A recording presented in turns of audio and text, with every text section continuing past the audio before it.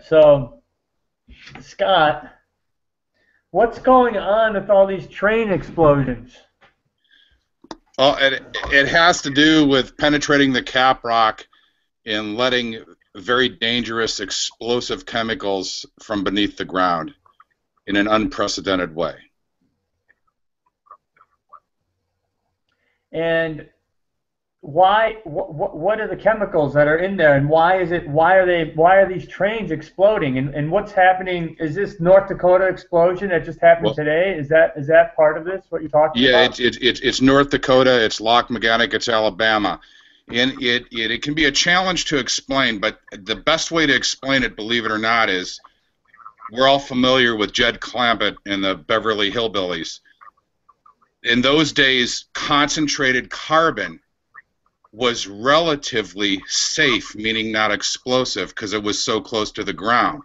But as we've gone through all that concentrated carbon, we've now penetrated the cap rock, like in North Dakota.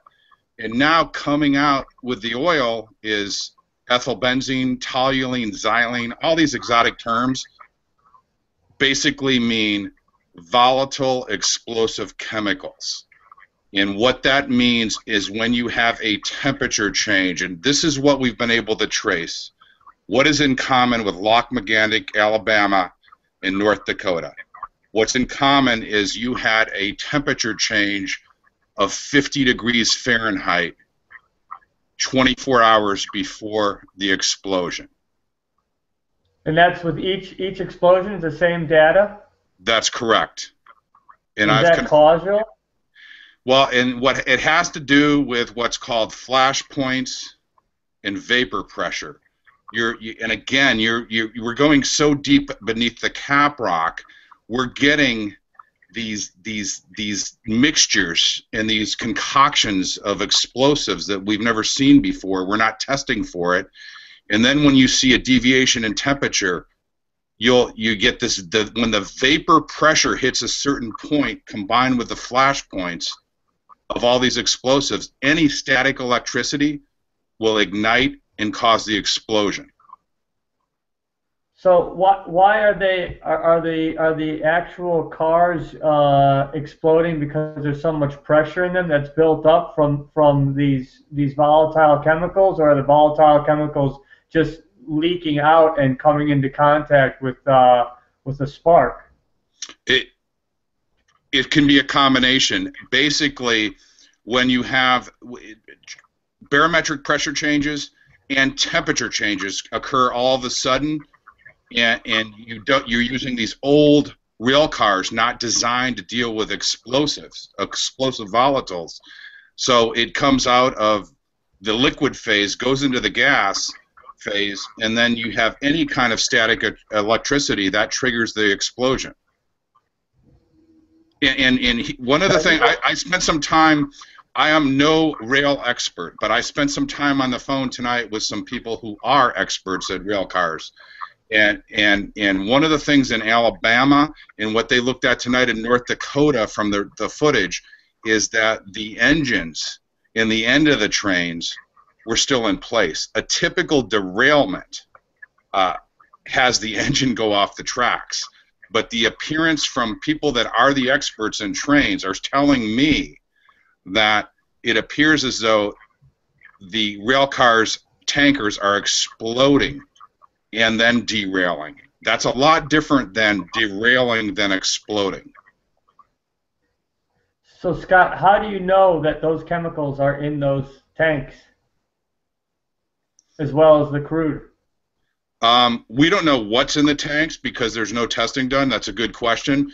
But what I do know from the testing I've done on my own, I went out to the Bakken oil fields and pumped oil from the well.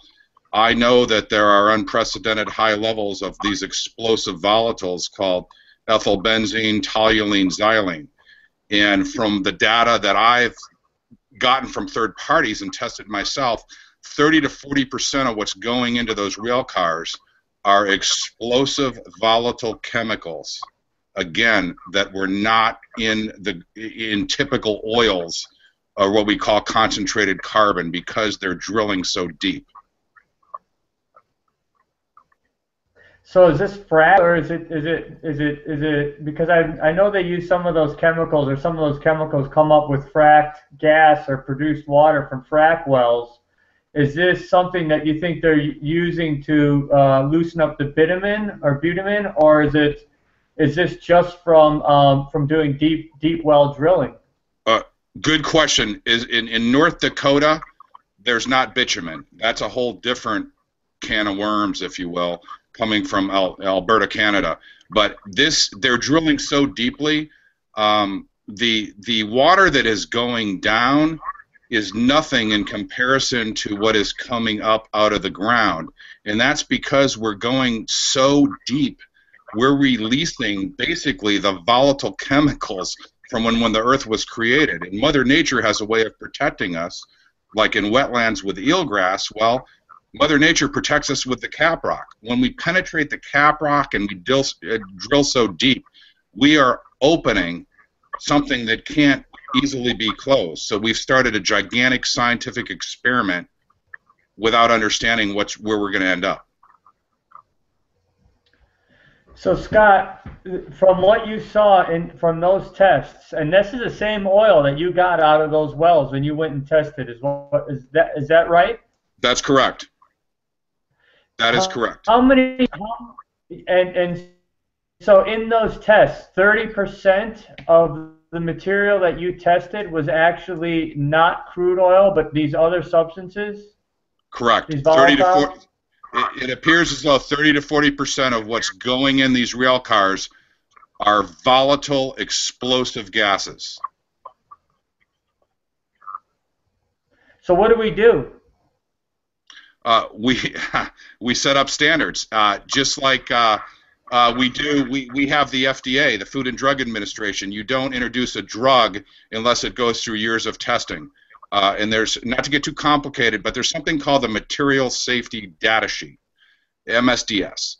If you're Dow Chemical and you're shipping dangerous chemicals that have been around for the last 100 years, you're not allowed to fill up the rail car until you certify what's in the rail car.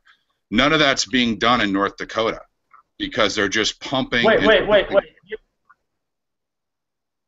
They're just putting inside those and sending them through neighborhoods, densely populated areas, Chicago. I mean, this stuff's moving all over the United States right now. They can just put anything in those tanker cars and send them anywhere.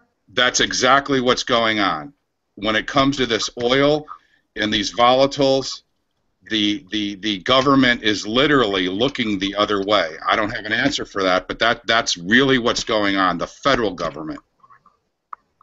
So who is this? The EPA? I mean, what branch of the federal government has a jurisdiction over what they're transporting in tanker trucks, tanker trains?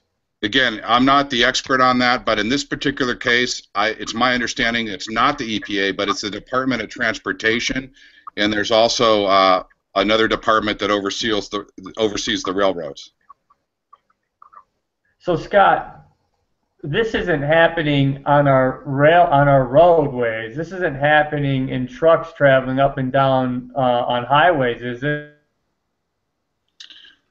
This oil a lot of times gets transported by trucks. Absolutely gets transported by trucks. I've been out in North Dakota, and there is just constant miles, hundreds of miles of trucks going to fill the railways every day. So, do you think it's a matter I just lost the sound. You muted. Do you think it's a matter of just not knowing on the transportation department's part? They just don't know what's being transported, or do you think they're actually possibly looking the other way? God forbid.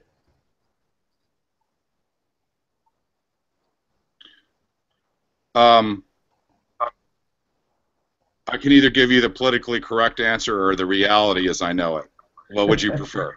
What's the reality? I tend to want to stay in reality if that's possible. Well, the reality as I know it is no matter what side of the political aisle you're on, I don't think the founding fathers of this country meant for companies or individuals to buy influence at the federal level. The railroads are spending a lot of money lobbying the federal government to look the other way. And I've had a lot of great people. I am not a negative person. I believe in being positive, but you have to identify the problem. I've had a lot of great people reach out to me in the last week and even tonight from the EPA, from the state of Indiana, the Department of Transportation. They want to do the right thing, and we want to help them do the right thing here and overcome what is really going on with this lobbying and these special interests getting the federal government to look the other way. Gotcha. Well, Scott, thanks again. It's always good talking to you about these issues, although they're very disturbing to hear about. I think it's good that you're doing the hard work to get the truth out there.